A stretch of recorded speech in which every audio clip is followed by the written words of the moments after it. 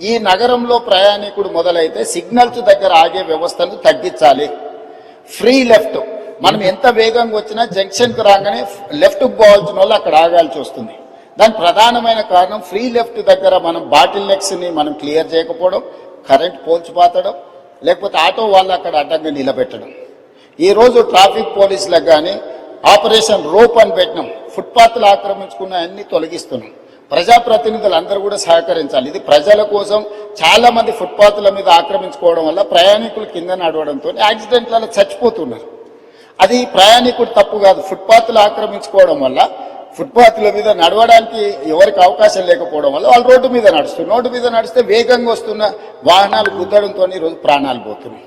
అందుకే కొంత కఠినం అనిపించినా, కొంతమందికి చిరు వ్యాపారులకు కొంత కష్టం అనిపించినా ఈరోజు ఫుట్పాత్ ఆక్రమణలు తొలగించడం ద్వారా ప్రాణాలను కాపాడాలనుకుంటున్నాం.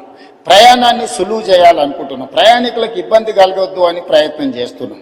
ఒక పక్కన ట్రాఫిక్ సమస్యను ప్రజాప్రతినిధులు ప్రస్తావిస్తారు, రెండవ పక్కన ఈ ఎంక్రోచ్మెంట్లను తొలగించినప్పుడు మళ్ళీ మీరు తొలగించడానికి వీల్లేదని రెండు రకాల వాదనలు మనం వినిపిస్తున్నాం. ఇది సమస్యకు పరిష్కారం కాదు అధ్యక్ష. ఇప్పుడు ఫుట్పాత్ల మీద చిరు వ్యాపారులు ఉంటే వాళ్ళకు ఒక ప్లేస్ కేటాయిద్దాం. ఎక్కడైతే వాళ్ళు వ్యాపారాలు పెట్టుకోవడానికి అవకాశం ఉందో, చిన్న చిన్న వ్యాపారాలు పెట్టుకోవడానికి ఎక్కడైనా ప్రభుత్వ భూములు ఉంటే వీళ్ళని తీసుకెళ్ళి అక్కడ పెడదాం. ప్రజలకు కూడా, కొనుగోలుదారులకు కూడా సౌకర్యంగా ఉంటుంది అధ్యక్ష.